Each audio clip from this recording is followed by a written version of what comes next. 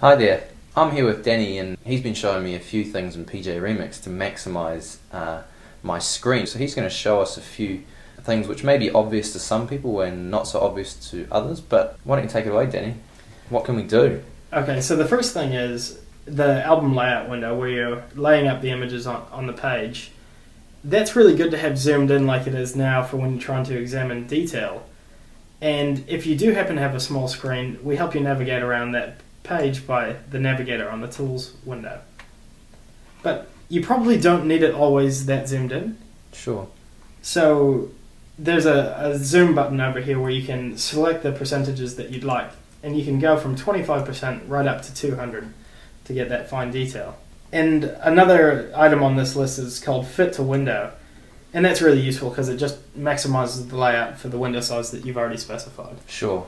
Okay, and there were a few other options in that drop-down menu. Do you want to explain what does Keep Fit in Window mean? So Keep Fit in Window basically does the same thing, except from now on, whenever you resize the window, it's going to try to maximize the layout space inside there. Sure. So that kind of links the size of the window to the size of the layout, which is really good for when you're jumping between album formats. Yeah, sure. Okay, you also showed me a few other things which you can do in the event window.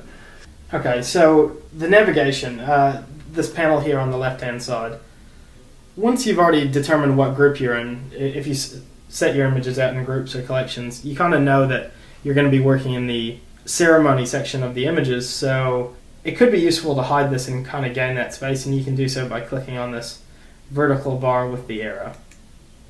So that hides it, and if you want to return it, you just click on that bar, which is now moved to the far left-hand side. The next thing that you can do is hide this preview area. It's handy at certain parts of your workflow, but you may not need it all the time. And you can click on the grid button and it changes it to grid there.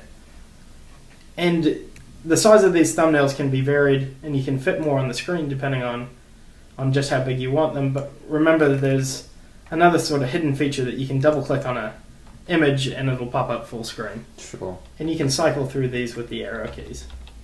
Okay, and how do you get back to your normal view? You just hit escape. Alright, well those are a few really interesting little tips, so thanks for that, Danny, and I hope you found that helpful.